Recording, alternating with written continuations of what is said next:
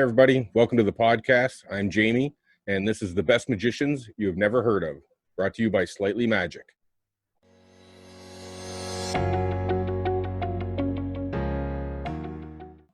Today's guest is a Boston area magician. He performs his card cheat show for entertainment purposes only all over the Boston area. He's also been featured on the Chicago Magic Lounge. Everybody, please welcome Tony Cabral. If I can deal any four of a kind I want, folks, I'm going for a hand that looks like this. I'm dishonest, but I ain't crazy. Hey, Tony, how are you? Not bad, Jamie. How you doing tonight? Not too bad. I'm happy to have you on the show. Oh, I'm happy to be here. Well, why don't you take a minute and tell us a little bit about yourself? Sure. Well, I mean, most people ask me how I got into magic. I got into magic when I was a kid, watching David Copperfield and Doug Henning on TV. I used to ask for magic kits, for the holidays, that kind of a thing. Didn't really know what I was doing. Got away from all that when I discovered girls, sometime around 12 or 13. And then it was right around my early 20s that I kind of rekindled the magic bug, as it were, because once again, there were magic specials on it was like World's Greatest Magic and everything was hitting TV. So you got to see a few, the type of acts that I hadn't seen before. And then David Blaine special and everything like that. And I kind of got the back in, well, let's learn some card tricks again. And believe it or not, there was a period of time where I only knew two. And I remember I was hanging out with some friends one time. We were playing Rummy, Rummy 500, right. And I enjoy a good card game. And we were just playing, and then somebody said, "Oh, hey, you want to see a card trick?" And they went up and they did the 21 card trick, which I'd never seen before, and it kind of impressed the hell on me. And then I said, "Yeah, I used to be into that when I was a kid. I know a couple card tricks." And I did two card tricks. One was, pick a card, not on top, not on bottom, and it ends up face up in the middle. Mm-hmm. And number two was a gray speller, where they look at a card and, mix them up a little bit, and then you spell the name of the card, and it ends up at the end. And they hadn't seen anything like that before, and immediately got suspicious of me and didn't want to play cards with me anymore. So that was sort of the first seed of where that was going to go. It's funny how that works, eh? You do something when your friends first find out that you're good at it. They don't want to play cards. And they had no idea what was coming. That's the other side of it. That's even better. Because at that point, I had dropped out of college for a little bit, and when I went back, I went to Brown University, and I was pursuing a theater major. But then on the side, I was going, well, let's see what more I can do with this card trick thing. And as it turns out, at Brown, there is I typed in card tricks into the computer card catalog, thinking I was going to get the same 8 or 10 hits you would get anywhere. Mm-hmm. Certainly like the same books that were on the shelf at Borders, that kind of thing. And I got 880 hits back, and they were all in the Special Collections Library at the John Hay Library. Okay. And what it was there was a gentleman, H. Adrian Smith, who went to Brown, lived in Providence, and he was known as a collector. And when he died, he left his entire library and collection to the John Hay Library at Brown. And there's a stipend, so they keep adding on to the library. Wow, that's crazy. And so there were all of these books at my disposal. And, it's one of those things where, look back over the life and you realize that that's really kind of what my college loans were paying for, was my access to this library. Because I would have the undergrads didn't go to the Hay, and I would be in there every day. And I had a stack of 6 or 7 books. You couldn't take them out. So you had to have them on reserve. You had to have them under your name. Right. And that's where that's where I first started learning. That's where I ran into the Vernon stuff. The complete works of Derek Dingle and Darwin Ortiz at the card table, and that's kind of where I started getting my mitts on, no pun intended, the sort of gambling techniques, right, and that whole style, and so that just went from there, because it's sort of an obsession that I've turned into a lifestyle choice. Yeah, I mean, I was the same way, but my first book was Expert at the Card Table. Oh, yeah. And to go from, I had it too early because I got this book that had all this amazing information in it, but I didn't understand any of it, and I wasn't ready for it yet. And You're not alone, but that's okay. I'm an advocate for books. I really am, because you get a greater knowledge. But for somebody who doesn't know what they're doing, to start out with some DVDs and stuff before you get into something like that is a good tip.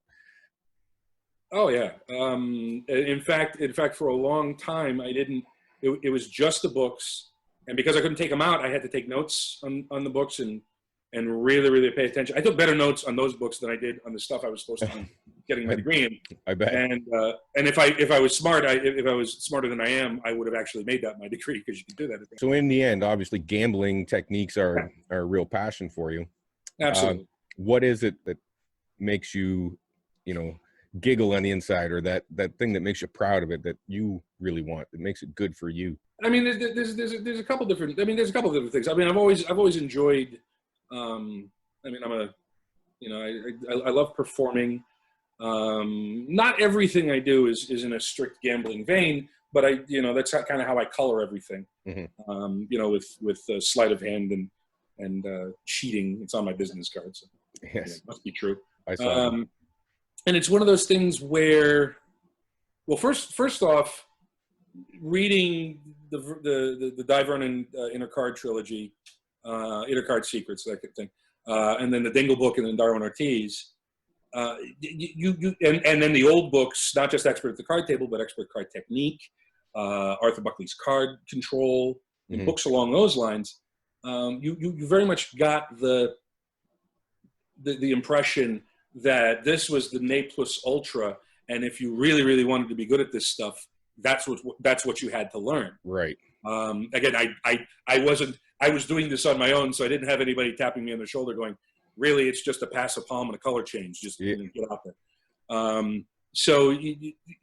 There was something about the craft and the dexterity to build up those skills. Mm-hmm. And on the other side of it is the character side of things, where I've always been something of a ne'er-do-well, whether I'm that much of a troublemaker or not.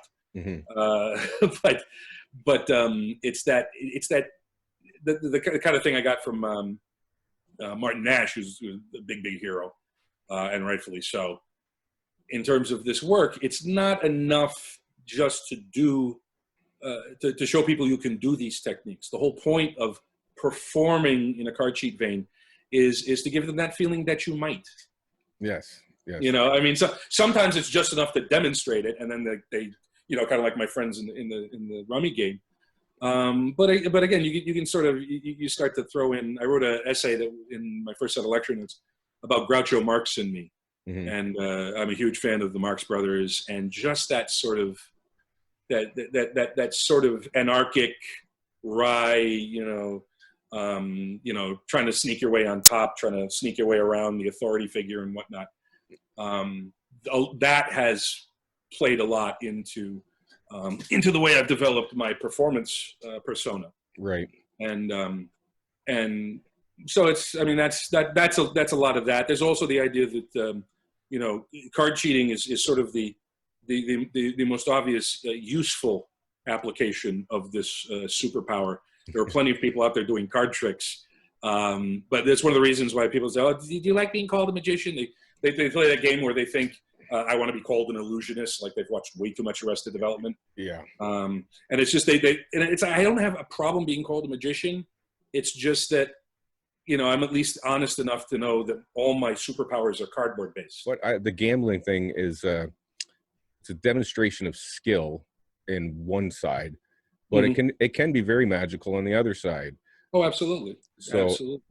I mean, you'll see guys sometimes that just basically demonstrate that they can deal a perfect hand to the fourth person in a 5-card game or something like that, and there's nothing magical about it. But when I watched your gambling demonstrations, they have mystery to them, and you're very talented.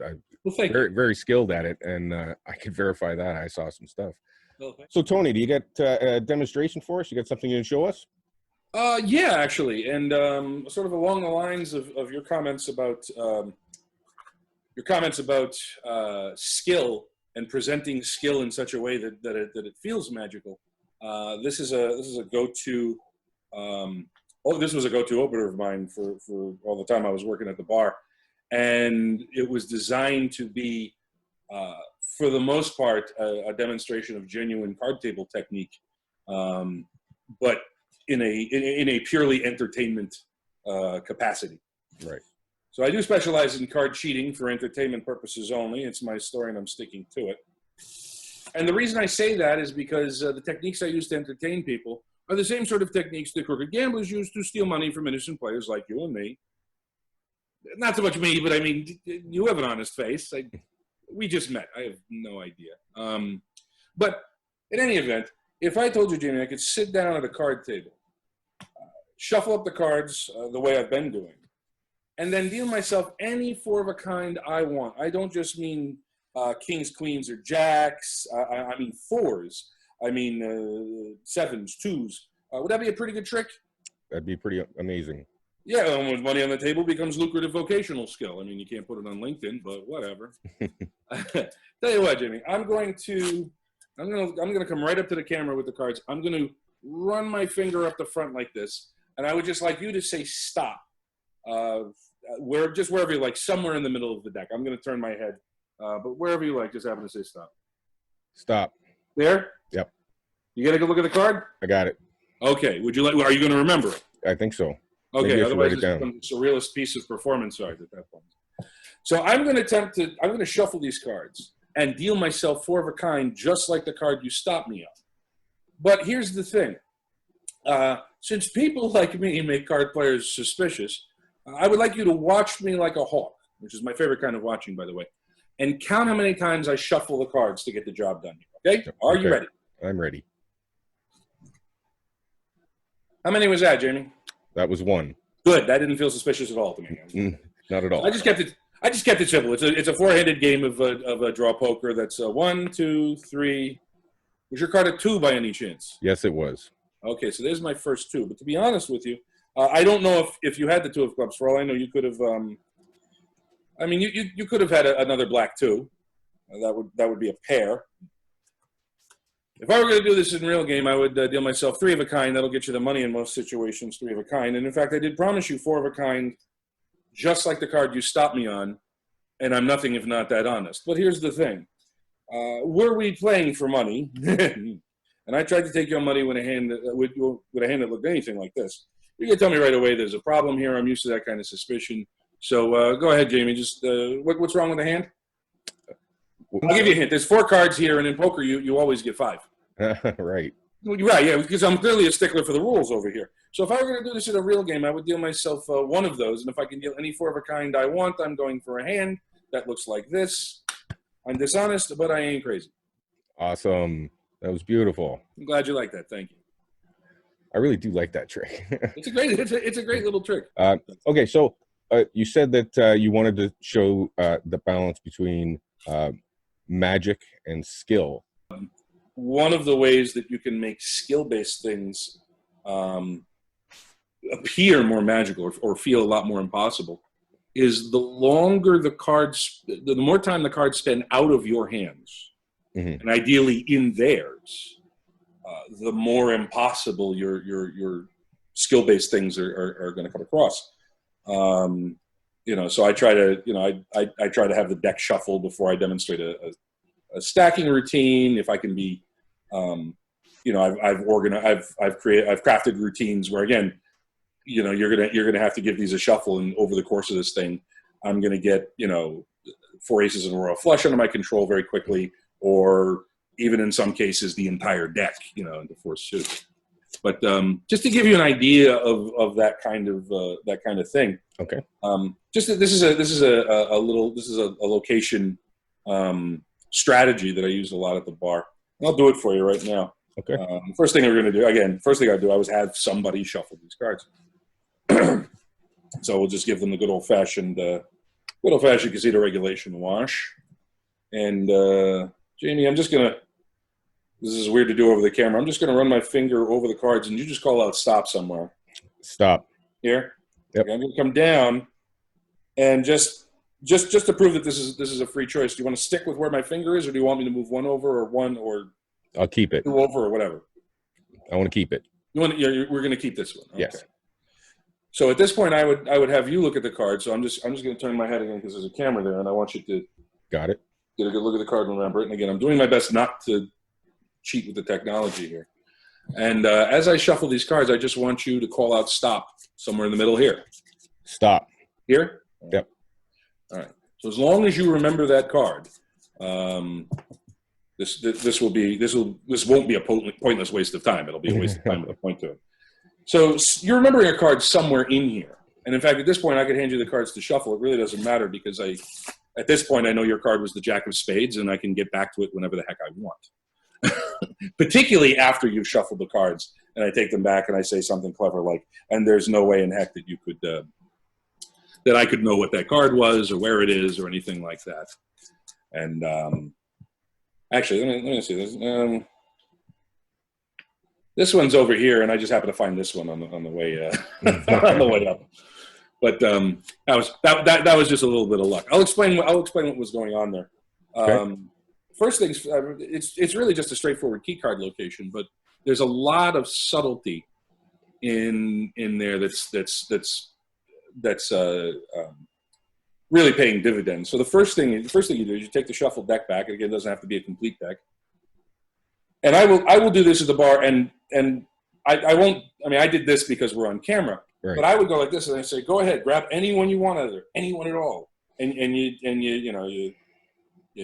make the universal sign, and your hands are up here, hands where the eyes can see, and they can really just grab any card out. But this is just such an open picture. Mm-hmm. It's like I'm not steering you towards anything. I'm not leaning into your space. I'm way back here. So then, once they've got the card, you have them pick up the card and look at it. And in a show of fairness, I'm going to turn my head like this. Now, what I had done I did that while I was showing it to the camera. But again, even if I'm not touching that card, I just turn my head this way, and I'm looking at the bottom card of the deck here. That's where you get the glimpse for the key card. Right. I mean, most duffers, most amateurs, if they know this thing, they're going to go ahead, put the card back. Yeah. So you're already here. You come back. Let's just see what the heck this is. Oh, 2 of clubs this time. Wouldn't be able to do the blackjack finish on this one, but No. doesn't matter. But actually, the key card the last time was the Ace of Spades, so it just happened to fall into place that way. Lucky. So I was here. Yeah, think on your feet. So you come back. I've already got the key card. Now again, this is where people you're gonna lose people who think they know what the tells are and all these things. So you come up and you just, again, once you know what that card is, do not look at your hands. Come up and you shuffle and you say, by the time, just go ahead and say stop somewhere in the middle of the shuffle. Stop. And there you go. Now, because you talked over it, the timing is such that they're going to say it near the end of the shuffle. I've only got that many cards there. So then you say, go ahead and put it back. Oftentimes I'll give them one last look at it. And then I'm going to throw this packet on top and immediately go into another shuffle, grabbing. The first batch is going to contain that key card and the selection. It's not that hard. I just have to grab a packet that's bigger than the one I was just holding. So you do this. And at this point, you just, you can drop the cards. The whole motion of the shuffle and everything, it really looks like that card could be anywhere. Right. But what you've also done is you've not only controlled it under the key card, you've controlled it near the front of the deck. So as I start spreading, and I usually do this in informative gesture, I'm like, your card could be anywhere in here at this point. It's not, and you know where it is, so you can kind of stop around wherever. Yeah. And you're really just looking for the key. And once you get this card, invariably, the way I used to do this at the bar would be, your card could be anywhere in here, but just to make sure, here, you go ahead and shuffle. Mix them up, anything you want, put them down when you're satisfied. Now the cards are out of my hands again. Right. It's that kind of thing. You kind of keep their brain hooked on the idea of it was Darwin Ortiz pointed out in Strong Magic that most normal people think you have to know what it is and where it is, where really you only need one of those pieces of information in order to pull off the card trick. So then I take it back. Now, your card could be anywhere in here. and then you spot it. Now you're into the control part of things. And because you picked the jack of spades last time, and it just happened to be under the ace of spades, Right, you're set up. It was just an immediate opportunity to shuffle that card back up to the top, and end quick and cute, which is. But what I really want from you is, I want, if you can you put like a 3 or 4 minute demonstration together where you're actually doing like you're doing your show. You're not doing it for me. You're not doing it for another magician. Just doing. Do you have 3 or 4 minutes that you could put together? Once again, I specialize in card cheating for entertainment purposes only. And if you're saying to yourself right now, why is he looking through the cards? It looks like he's memorizing the deck. Well, I am. That's really got nothing to do with. It's a very useful skill and occasionally lucrative vocational one. But of course, really, right now, I'm just using this to. It's more of a drunk test than anything. That's not true. I don't drink when I work. I've worked when I drunk, but that's a different story. Just for fun, I'm gonna, because I specialize in card cheating. It's so hard to just enjoy a simple game of poker because people don't trust me. So, Jamie, just for fun, would you mind if we just played a quick little heads-up game of poker here? Sure. Quick little heads-up game of poker. Now, again, because I'm me, I want you to watch very carefully. I want you to see that all of the cards are going to come off the top. Mm-hmm. Like that's anyone's idea of a good time. All the cards come off the top, and I want to make sure that everybody gets 5 cards. Because you get 5 cards, old-fashioned draw poker. This is just a showdown hand. 1, 2, 3, 4, 5. 1, 2, 3, 4, 5.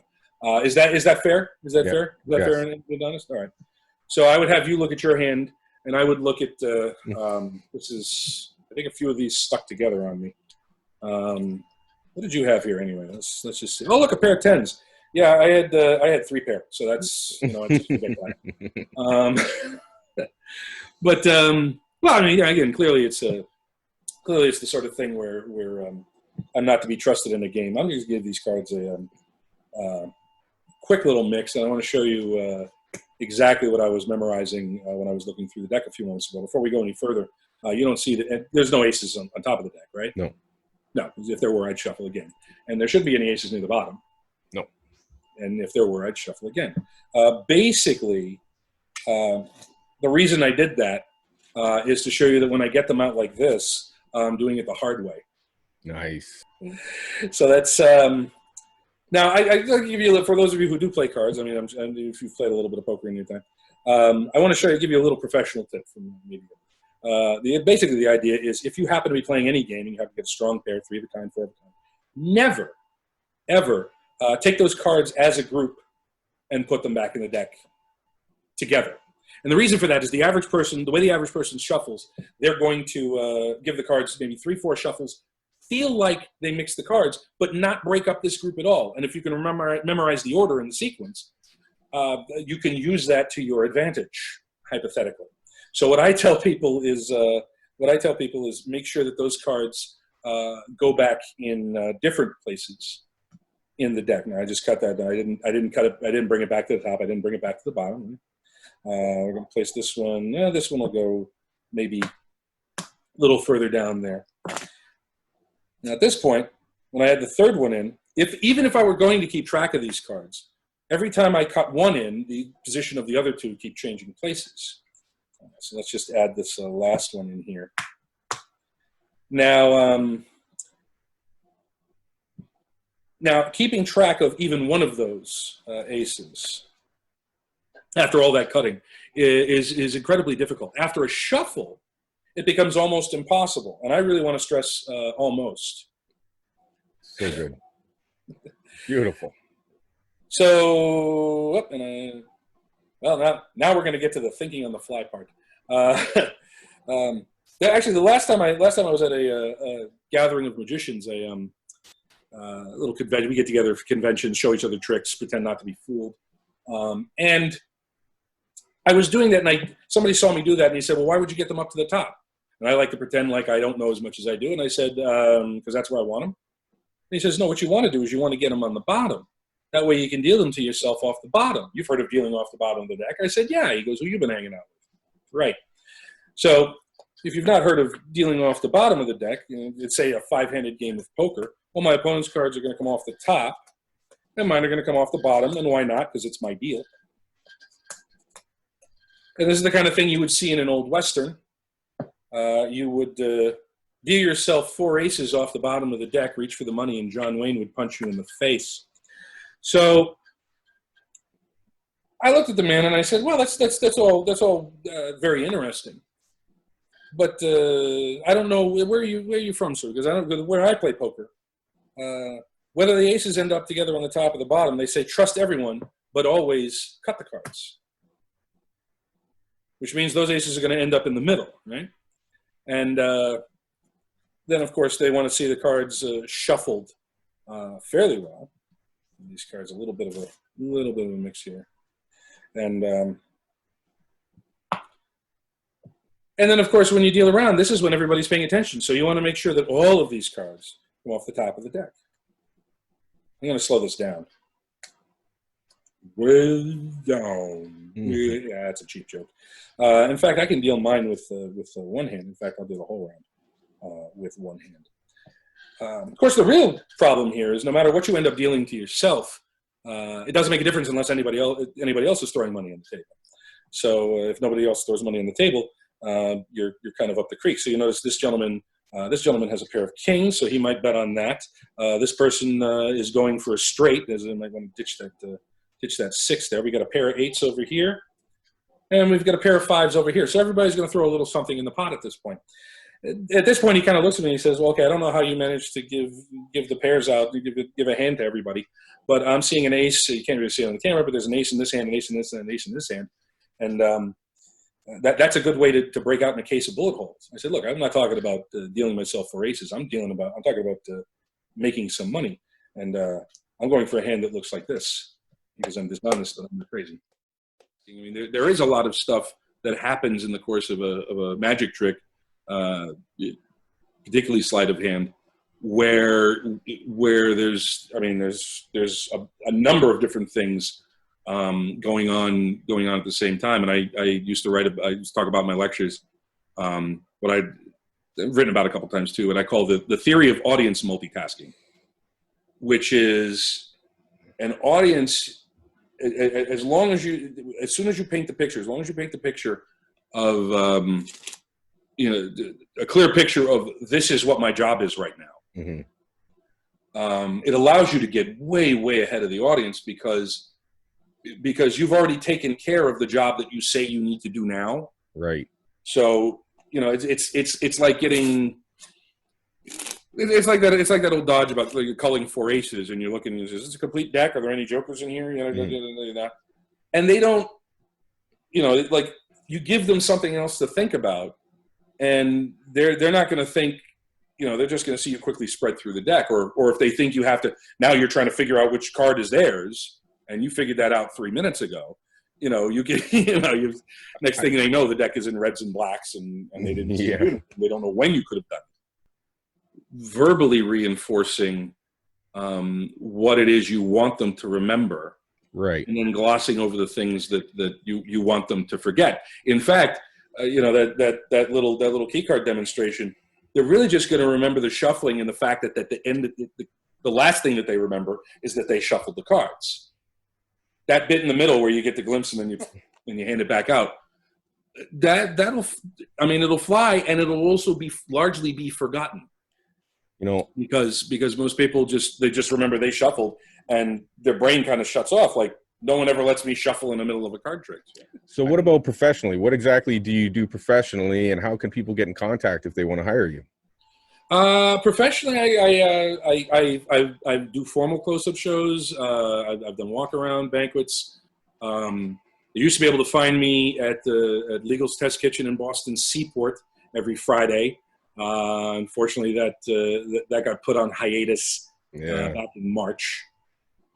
But hopefully what we think is the new norm it's more of a riding out the storm thing. Right. As long as we're all being safe, sane, and sane as possible. So you used to be able to find me there. Again, I've done formal shows, and at this point, I'm easily reached by. I'm on Facebook, Boston Card Shark, or Tony Cabral, Boston Card Shark. My email is tony@bostoncardshark.com. Working on the actual Boston Card Shark website, so stay tuned. In between chasing around two adorable Rugrat kids and keeping my chops keeping my chops up.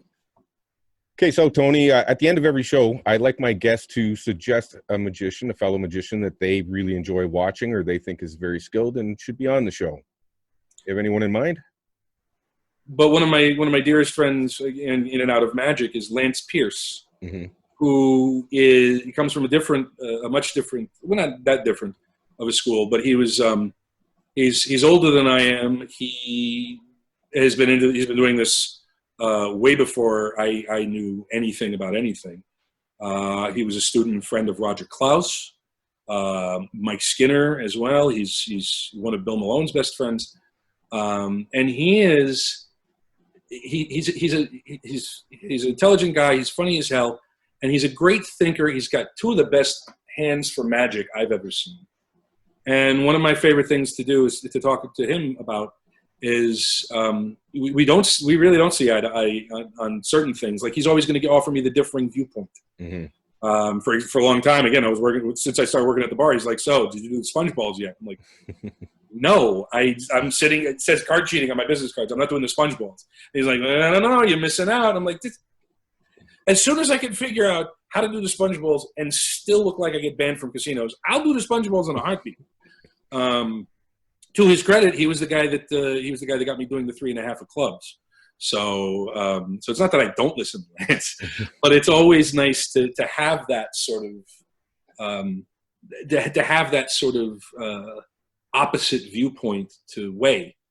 So and then there are other things that we do get along on, and we do agree with. And this version of this thing is the best. I mean, we've been hashing out card plots for years now. And what does he specialize in? The same type of gambling stuff, or? Absolutely not. No, I would. In fact, the few times he does fine card work, but he has told me many times that he's never gotten gambling routines to play nearly as strong as some of his other stuff. And I'm like, well, that's because nobody.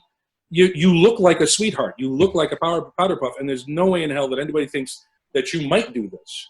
On the other hand, you can sit there doing invisible palm all day long, and the bunnies, and the color changing knives. He's sort of a classic close up sleight of hand dude. I mean, he's done parlor things. He's got a great linking ring routine, that kind of thing. But he's really in that old school Vernon vein. So you brought up a lot of good tips, definitely, and your display of skill is second to none. It's beautiful stuff. It really is. Second to a few, but thank you. Yeah. So I really want to thank you for being on the show. I had a blast, and you're very entertaining, knowledgeable. Your skills are like I said, top notch, and everybody's going to love watching this. So I want to thank everybody that watched as well. We have more coming. We're going to have a show a week, so come out each week, hit like and subscribe, and we'll see you here next week. Slightly Magic out.